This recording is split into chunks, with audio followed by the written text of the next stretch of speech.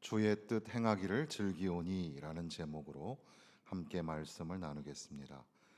시편 40편의 기자 다윗은 하나님 앞에 과거에 베풀어 주신 구원의 은혜를 상기하면서 오늘 믿음을 세우고 오늘 믿음의 확신을 가지고 미래를 예측할 수 없는 미래를 소망하며 이 노래를 부르고 있습니다. 내가 여호와를 기다리고 기다렸더니라고 시작을 하는데 하나님 앞에 기다림의 시간이 있었던 겁니다. 기다림은 누군가 말하는 것처럼 현실과 미래 사이에 있는 긴장감이라고 할 수 있겠습니다. 그러나 우리가 신앙적으로 더 생각해 보면 기다림이라는 것은 하나님을 의지하고 신뢰하는 법을 배우는 믿음의 능력의 시간입니다. 그래서 성경에 나오는 모든 인물들은 하나님 앞에 신실하게 기다림의 시간을 가지고 있었던 겁니다. 그런데 이 히브리어의 기다리다라는 말은 그 1절에 부르짖음이란 말이 나오는데 이 같은 어원을 가지고 있습니다. 그래서 기다리는 것과 또 부르짖으면서 기다리는 것, 하나님 앞에 기도하면서 기다리는 겁니다. 그냥 누군지도 모르고 무엇인지도 모르면서 기다리는 그 소위 우리가 그 연극의 고도를 기다리며라는 게 있잖아요. 우리 인간은 무언가를 기다리는데 그런 기다림이 아니라 하나님의 자비, 하나님의 은혜와 긍휼을 구하면서 기도하면서 기다리는 그런 기다림이 오늘 우리 믿음의 사람들에겐 다 있다는 거죠. 자기가 구원을 받은 체험을 고백합니다. 기가 막힐 웅덩이와 수렁에서 끌어올리셨다. 기가 막힐 웅덩이라는 것은 파멸과 죽음, 절망의 웅덩이 그것을 의미하고 수렁이라는 것도 궁지와 곤경을 의미하는 것 같이 보입니다. 구덩이와 진흙이 예레미야서에서도 기록이 되어 있는데 이 시인이 도대체 어떤 정황에 빠져 있길래 이렇게 말할까? 기가 막힐 웅덩이와 수렁에 빠졌었다. 어떤 사람들은 이 시인이 죽을 병에 걸렸다고 가정을 하기도 합니다. 그러나 41편에는 병상과 아플 때라는 말이 나오는데 이 40편에는 그런 말은 나오지 않기 때문에 정확하게 그게 질병인지 아닌지 알 수가 없습니다. 어떤 사람들은 아마 시인이 사회적인 매장이나 혹은 전쟁에서의 패배 그런 것들을 배경으로 깔고 있을 것이다 라고 해석을 하기도 합니다. 어쨌든 그는 답답하고 숨막히는 그런 정황에 던져지고 아무리 애를 써도 헤어날 수가 없는 그런 웅덩이와 수렁에 빠진 겁니다. 죽음의 웅덩이와 수렁에 던져진 것 같습니다. 질퍽거리고 빠져나오려고 해도 애쓸수록 더욱 깊이 빠지는 그런 수렁, 사막에서 흐르는 모래처럼 계속 깊이 빨려 들어가는 그런 상황 속에서 하나님께서는 손을 뻗으셔서 시인을 건져 주셔서 그 발을 반석 위에 두셨다는 겁니다. 반석이라는 것은 안정감이고 그래서 구원을 의미하는데 하나님께서는 손을 내밀어 주셔서 나를 구원하여 주셨다. 한없이 밑으로만 빠지던 그의 발을 뽑아내셔서 이제는 견고한 반석 위에 세워 두셨다. 그래서 이제 하나님 앞에 새 노래, 곧 우리 하나님께 올릴 찬송을 올리게 되었다. 하나님 앞에 구원의 노래를 부르는 거죠. 그런데 이 찬송을 4절에 보면 3절에 보면 내 입에 두셨으니라고 합니다. 그러니까 찬송을 우리가 우리 스스로 하는 게 아니라 하나님이 우리 입에 찬송을 두셨다는 말이죠. 그러니까 우리가 성가대나 또는 찬양팀이나 이 찬양하는 사람들이 찬양을 부를 때 그게 내 힘으로 부르는 게 아니라 하나님이 우리 입에 찬송을 두셨다라는 것을 잊으면 안 됩니다. 그러니까 저와 모든 성도 여러분, 우리는 다 구원의 은혜에 감격하여 과거에 나에게 베풀어 주셨던 그 구원의 은혜를 상기하면서 오늘 새 노래를 부릅니다. 하나님이 내 입술에 찬송을 올려주셨기 때문에 하나님 앞에 찬양을 올려드리죠. 더군다나 이 찬양은 많은 사람이 보고 두려워하여 여호와를 의지하리로다. 사람들이 들어요. 나의 이 구원의 그 체험을, 그 감격과 기쁨을 노래할 때에 사람들이 그걸 듣고 사람들도 놀라고 사람들도 하나님을 의지하게 되었다라는 겁니다. 그러면서 하나님을 의지하는 자, 교만한 자와 거짓에 치우치는 자를 돌아보지 아니하는 자는 복이 있다. 복 있는 사람은 이라고 말하는 시편 1편의 말씀과 비슷하게 하나님을 의지하고 다른 거에 돌아보지 아니하는 자. 우리는 자꾸 다른 걸 돌아보려고 하죠. 다른 거를 돌아보지 아니하고 하나님을 의지하는 자는 복이 있다. 그렇게 고백하면서 가만히 생각해 보니까 주께서 행하신 기적이 많고 우리를 향하신 주의 생각도 많아 누구와 주와 견줄 수가 없나이다. 내가 널리 알려 말하고자 하나 너무 많아 그 수를 셀 수도 없나이다. 숫자가 너무 많아, 너무 많아라고 표현하고 있습니다. 우리를 구원하여 주신 하나님의 은혜, 그리고 날마다 우리의 삶 가운데 베풀어 주셨던 하나님의 은혜, 하나님의 기적 같은 행하신 일들을 생각할 때 그 수가 너무너무 많다는 거죠. 돌아보면 올 한 해 살아온 것도 다 하나님의 은혜요. 하나님께 감사할 것밖에는 없는 줄로 믿습니다. 하나님이 나에게 베푸신 것, 하나님이 인생에게 베푸신 그 기적이 너무 많고 우리를 향하신 당신의 생각이 너무나 많아서 이걸 어떻게 좀 노래로 만들고 사람들에게 전하고자 하나 너무 많아서 셀 수가 없습니다. 목사님, 저에게 베푸신 하나님의 은혜 제가 말로 다 설명할 수가 없습니다. 이 짧은 시간에 어떻게 저의 이야기를 다 할 수 있겠습니까? 하나님이 저에게 베풀어 주신 은혜가 너무나 많습니다. 그렇게 고백하는 성도들이 있습니다. 그렇게 지금 다윗은 하나님께서 나에게 베푸신 그 기적과 그 역사, 그 행사를 도무지 셀 수가 없다고 고백을 하는 겁니다. 그러면서 이제 오늘 우리가 조금 더 무게를 실어서 보려고 하는 6절의 말씀에 보니까 같이 한번 읽어보겠습니다. 주께서 내 귀를 통하여 내게 들려주시기를 제사와 예물을 기뻐하지 아니하시며 번제와 속죄제를 요구하지 아니하신다 하신지라. 여기 내 귀를 여셨다라는 말은 내 귀를 뚫으셨다라는 의미인데 이 히브리어 문학에는 귀를 뚫었다라는 말이 두 개가 있죠. 하나는 이제 노예가 완전히 주인에게 귀속되기 위해서 귀에다가 이 낙인을 찍는 경우를 내 귀를 뚫었다, 귀를 뚫었다라고 표현을 합니다. 그런데 지금 이 시편 40편에 사용되고 있는 귀를 뚫었다라는 것은 칼아 막힌 것을 파내어 열어내는 거, 속을 파내어서 열게 되는 거. 우리도 귓밥이 많아가지고 잘 안 들린다고 표현하기도 하잖아요.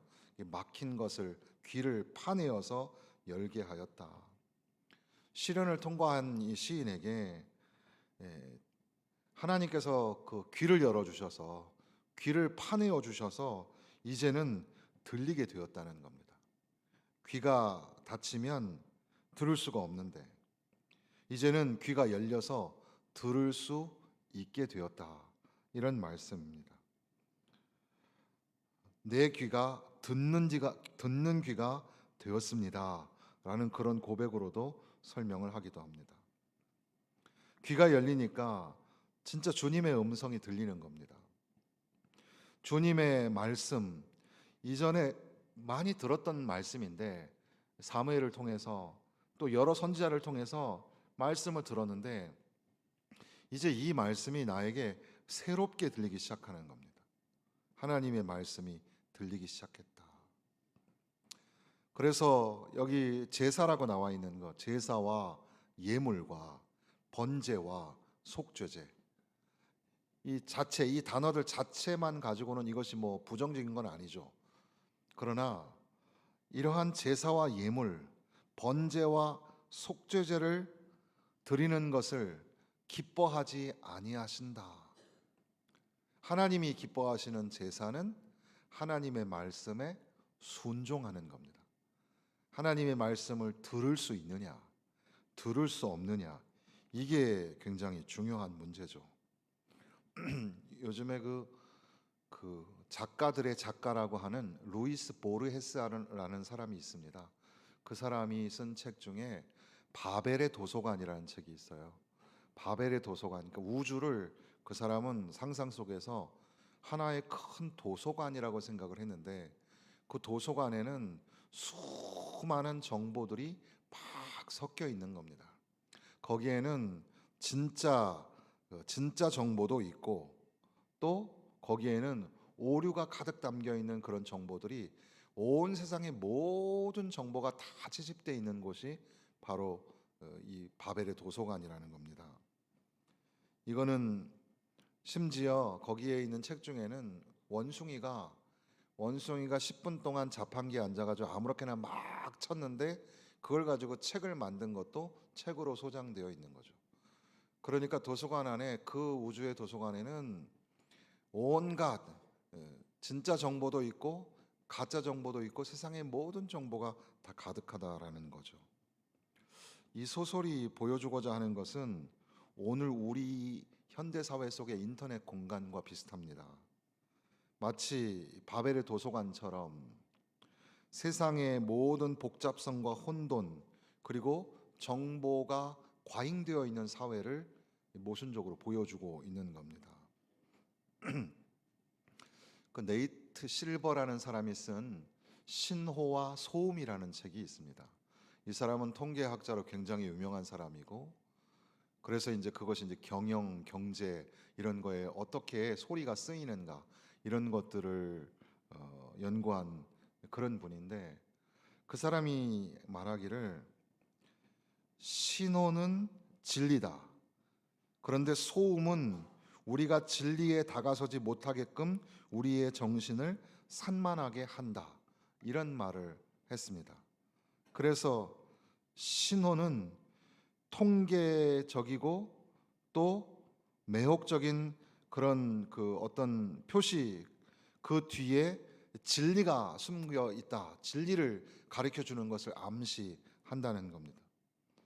거기에 비해서 소음은 신호라고 착각하게 만드는 어떤 무작위적인 패턴을 소음이라고 했습니다.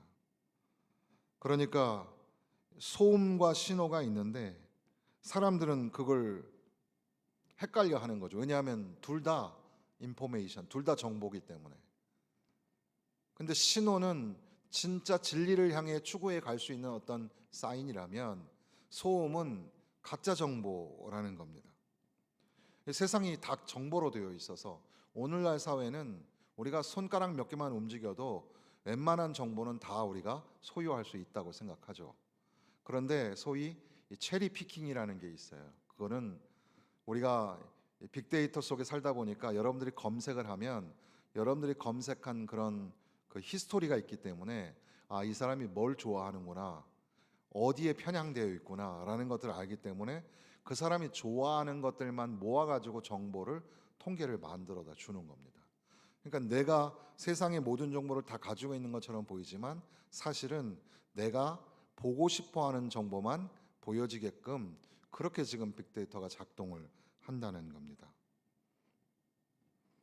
그 말은 곧 아담과 하와는 하나님의 말씀을 집중해야 하는데, 하나님의 말씀을 경청하지 않고 사단의 말에 귀를 기울이게 되었다는 겁니다. 그러니까 이게 하나님의 말씀인지 이게 사단의 말인지 구분하지 못하는 세상 속에 사는 거죠. 그러니까 듣는 게 참 중요하다, 경청이 참 중요하다라고 말하지만, 사실은 더 중요한 것은 무엇을 듣느냐가 더 중요하겠죠. 하나님의 말씀을 들을 수 있는가? 이 정보가 과잉되는 사회 속에서는 인터넷, 여러분 잘 알고 있는 거 유튜브나 그런 인터넷에, 특히 유튜브 그 이제 그 자기의 어떤 그런 것들을 보여줘서 이렇게 사람들을 모집하고 하는 그런 그 사이트들에는 이단과 사이비가 아주 공을 많이 들입니다. 거기에 있는 정보가 여러분 다 진짜라고 생각하시면 안 돼요. 가짜, 짝퉁, 사이비 이런 것들이 그 정보 안에 얼마나 많이 있는가.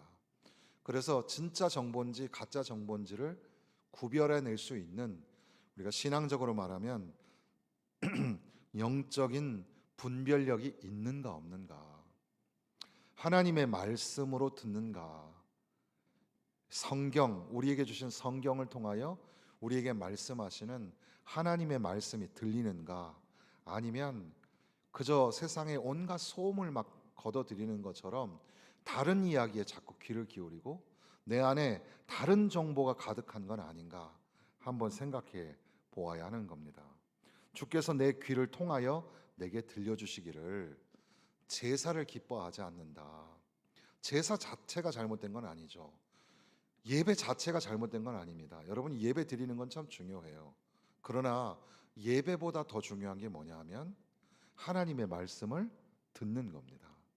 하나님의 말씀을 듣는다는 것은 단지 청각적인 기능을 한다는 뜻이 아니라, 하나님의 말씀을 듣는다는 것은 그 말씀을 순종하는 것을 의미하는 겁니다.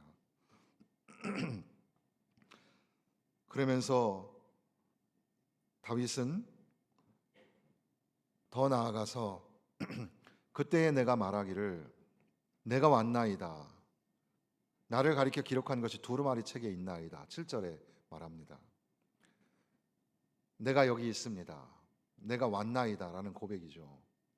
하나님께서 내게 말씀하실 때 우리 인간의 반응은 숨고 피하는 것이 아니라 내가 왔습니다.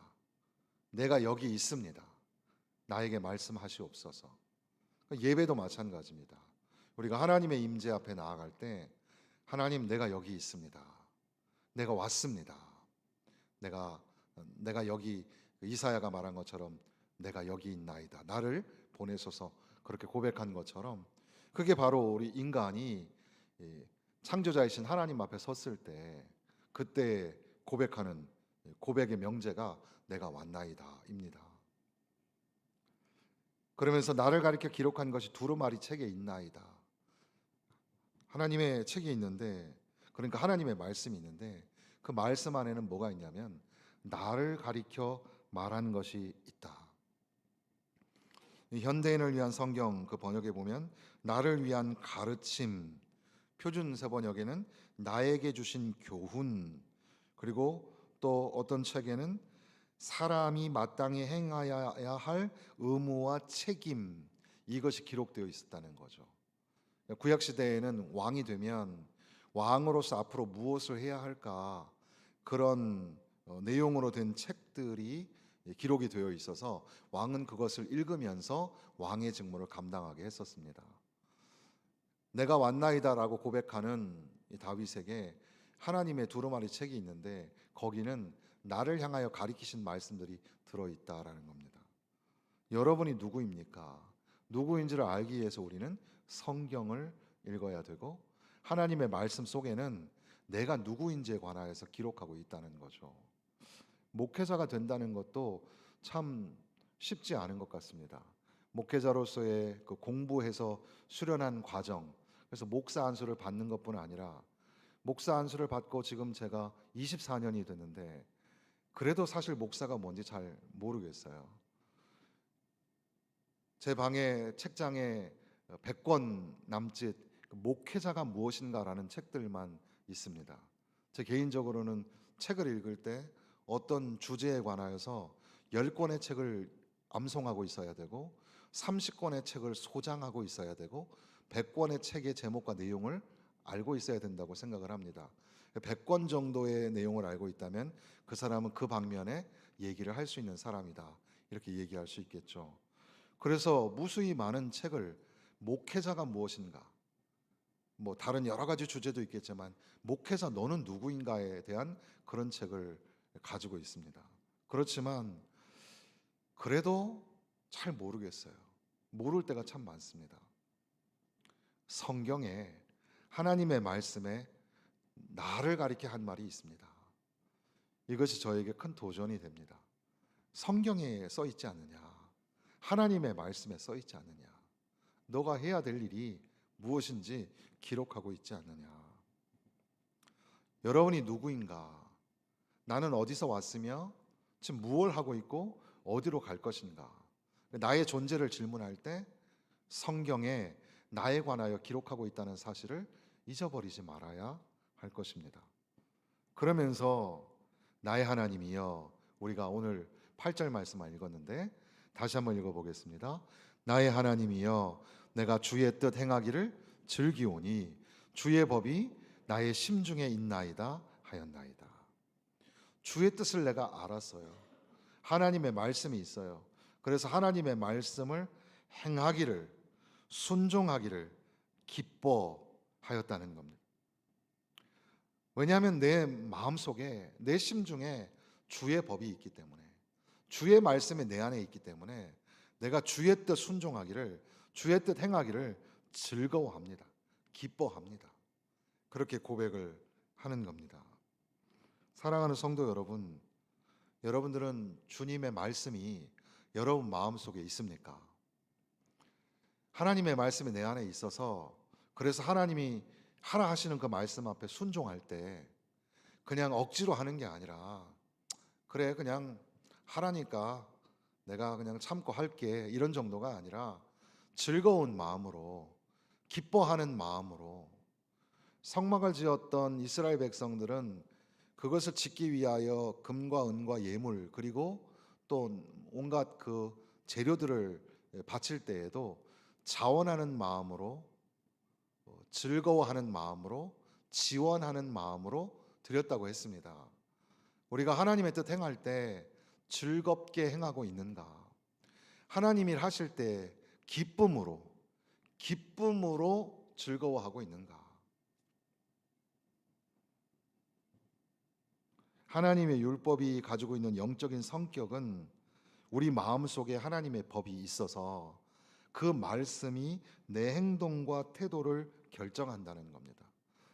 그것은 좀 더 쉽게 말하면, 말씀이 하라 하면 하고 말씀이 하지 말라 하면 하지 않는 말씀의 적극적인 순종을 의미하는 거죠. 그런데 재미있는 것은 지금 이렇게 우리가 쭉 읽은 이 말씀이 신약 성경에 인용이 됩니다. 그런데 신약 성경에 히브리서 10장에 인용이 되는데, 히브리서 10장 5절에서 7절 말씀입니다. 거기에 보면, 그러므로 주께서 세상에 임하실 때 이르시되 하나님이 제사와 예물을 원하지 아니하시고 오직 나를 위하여 한 몸을 예비하셨도다. 번제와 속죄제는 기뻐하지 아니하시나니 이에 내가 말하기를 하나님이여 보시옵소서, 두루마리 책에 나를 가리켜 기록된 것과 같이 하나님의 뜻을 행하러 왔나이다 하셨느니라. 이 시편의 말씀을 적용한 것 같은 그런 말씀이 여기 기록이 되어 있는 겁니다. 이것의 의미가 뭐냐 하면, 그런 제사와 예물이 기록이 되어 있지만 사실 이것은 완전하게 이룰 수 없는 어떤 모형에 가까운데, 바로 그것은 예수 그리스도를 예표하고 있었던 겁니다.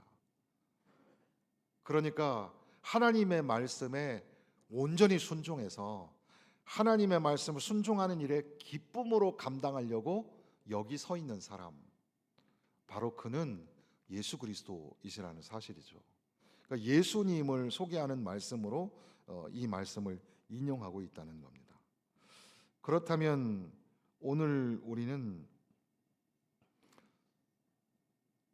주님의 뜻 순종할 때 기쁨으로 순종하게 하여 주옵소서, 이렇게 기도하면서 누구처럼? 예수님처럼.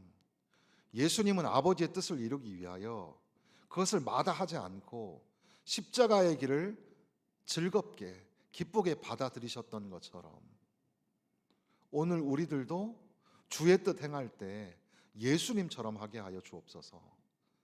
예수님처럼 그 막중한 그 명령과 말씀 앞에 순종할 수 있도록, 그런 믿음 안에서 누릴 수 있는 그런 기쁨, 즐거움을 허락하여 주옵소서. 이렇게 우리가 기도할 수 있을 것입니다. 시인은 순종의 제사를 언급하면서 더 나아가서는 찬송의 제사를 다시 한번 선포하고 있습니다. 회중 가운데, 9절에 보니까 내가 회중 가운데에 의의 기쁜 소식을 전하였나이다 그랬습니다. 원래 이 기쁜이라는 말이 히브리어에는 나타나지 않지만 전쟁에서의 승리인지 죽을 병에서 회복된 소식인지 어쨌든 이 소식을 회중 앞에 선포한다는 거죠. 그러니까 찬양은 그냥 노래가 아니에요. 찬양은 그냥 음악이 아니라 회중 가운데 선포하는 하나님의 구원의 역사를 선포하는 영광스러운 시간입니다. 찬양을 사람들 앞에 선포하는 겁니다. 더군다나 10절에 보니까 주의 공의를 내 심중에 숨기지 아니하고 주의 성실과 구원을 선포하였으며 내가 주의 인자와 진리를 많은 회중 가운데 감추지 아니하였나이다. 하나님의 하신 일을 감추지 않겠다. 하나님이 하신 일을 다 낱낱이 드러내겠다. 그래서 노래하겠다. 그렇게 고백하는 겁니다. 근데 문득 이 말씀을 읽으면서 우리는 하나님이 하신 일은 조금만 말하고 조금밖에 하지 않은 내 일은 내가 다 한 양 그렇게 말하고 있는 건 아닌가, 그런 생각을 하게 되었습니다. 모든 게 하나님이 하신 일인 거 믿으십니까? 모든 것이 하나님의 은혜인 거 믿으십니까? 그런데 우리는 하나님이 하셨다라는 것을 선포하지 않고 내가 한 것처럼, 내가 선택하고 내가 결정해서 여기까지 온 것처럼 그렇게 말할 때가 참 많다는 겁니다. 무엇을 숨기고 무엇을 감추는가? 다윗은 나는 숨기지 아니하겠노라. 하나님이 하신 일을, 하나님의 공의와 사랑을 숨기지 아니하겠노라. 그렇게 선포하고 있다는 사실입니다. 그러면서 이제 구체적으로 여호와여 주의 긍휼을 내게서 거두지 마소서. 주의 인자와 진리로 나를 항상 보호하소서. 지금 다윗의 현실은 어떻습니까? 아마도 이 시편 40편의 분위기로 보아서는 내가 낙심하였음이니이다 라는 말이 12절 뒷부분에 있는데, 낙심이 있습니다. 그에게는 재앙이 있었고 재앙의 그 깊은 내면을 들추어 볼 때에는 나의 죄가 너무 많아서, 너무 많다가 이 시적인 대꾸로 이루고 있는데, 앞에서는 하나님의 행하신 일이 너무 많아서 셀 수가 없었는데 지금 이 나의 그 재앙의 자리에서 나의 죄악을 보니까 나의 죄악이 나의 머리털보다 더 많다. 너무 많아서 지금 내가 낙심하여 주저앉아 있는 상태가 시인의 현존입니다. 사람들은 나를 향하여 15절에 보면 하하 하하 하면서 조소하고 조롱합니다. 사람들이 막 비웃는 것 같아요. 17절에는 나는 가난하고 궁핍하오나 라고 말합니다. 그러니까 시인의 현존은 가난입니다. 궁핍함입니다. 사람들은 조롱을 합니다. 나는 나 스스로 죄책감에 눌려서 죄가 너무 많아서 낙심하고 주저앉아 있는 상태에 있습니다. 그런데 시인은 하나님이 나에게 말씀하신 것을 다시 생각하고 하나님의 말씀이 내 안에서 감동하셔서 이제 하나님의 말씀을 따라 그냥 의미 없는 형식적인 제사가 아니라 하나님 앞에 순종의 제사로 나아가고 찬미의 제사로 나아가면서 하나님 나에게 인자를 베풀어 주옵소서, 자비를 베풀어 주옵소서, 하나님 앞에 기도하며 나아가고 있는 겁니다. 하나님, 13절에는 은총을 베풀어 주시고 나를 구원하여 주옵소서, 속히 나를 도와주소서. 다니엘서에도 보면 속히 응답하소서라는 말이 있는데, 하나님 앞에 기도할 때 하나님, 내가 지금 어려움 중에 있습니다. 속히 나에게 말씀하여 주옵소서. 다윗은 그렇게 기도하고 있는 겁니다. 조롱하는 자들이 갑자기 역전이 일어나고 반전이 일어나서 다 망하게 되는 그런 상황이 벌어질 때까지 하나님 역사하여 주옵소서. 16절에 보니까 주를 찾는 자는 그랬습니다. 주를 찾는 자. 주를 찾는 자가 누구입니까? 바로 하나님 앞에 예배하는 자입니다. 하나님 앞에 예배하는 자는, 그러니까 하나님 앞에 나아가서 하나님의 말씀에 귀를 기울이고 하나님의 말씀에 순종하는, 그러니까 몸이 건조한 형식적인 예배가 아니라 억지로 끌려 나온 그런 예배가 아니라 자원하고 자발적으로 나온 기쁨으로 나와서 드리는 순종의 제사. 그렇게 주님을 찾는 자는 다 주님 안에서 즐거워하고 기뻐하게 하시고, 주의 구원을 사랑하는 자는 항상 말하기를 여호와는 위대하시도다. 여호와는 위대하시도다. 그렇게 고백하게 하여 주옵소서 기도합니다. 하나님을 예배하러 나오신 저와 여러분, 하나님을 사랑하는 마음으로, 기쁜 마음으로 주님 앞에 나아갈 때에 주님이 우리 안에 참된 즐거움을 주시고 기쁨을 허락하여 주시는 것을 믿으시기를 바랍니다. 내가 기쁨의 예배, 순종의 제사를 드려야 내가 만나는 사람들에게 그 예배를 가르치고 구원의 은총을 선포할 수 있지 않겠습니까? 그러므로 교사도 예배자가 되는 게 먼저입니다. 봉사자도 예배자가 되는 게 먼저입니다. 하나님의 말씀이 내 심중에 있으며 내 귀가 뚫려서 하나님의 말씀이 들리고 하나님의 말씀을 즐거워 행하는, 비록 내 삶이 낙심이 있으며 가난과 궁핍이 있으며 사람들의 조소와 조롱이 내 안에 있을지라도 믿음으로 기다리며 기도하며 하나님 앞에 나아가는 자, 바로 그들에게 하나님이 즐거움과 기쁨을 더욱 넉넉하게 채워주시는 것을 믿으시기를 바랍니다. 마지막 절에 보니까 주는 나의 도움이시요 나를 건지시는 이시라, 나의 하나님이여 지체하지 마소서. 하나님은 우리의 하나님, 하나님은 여러분의 도움이 되시는 하나님인 것을 믿으십시오. 하나님은 우리를 건져주실 겁니다. 하나님은 지체하지 않고 우리를 도와주실 겁니다. 그 하나님 앞에 말씀 붙잡고 주의 법이 내 심중에 있사오니 주의 말씀 순종하겠습니다. 하나님이 하라 하시면 하고 하나님이 멈추라 하면 멈추겠습니다. 그 가운데 베푸시는 하나님의 응답, 그로 말미암아 신령한 기쁨을 회복하며 사시기를 주님의 이름으로 축원합니다.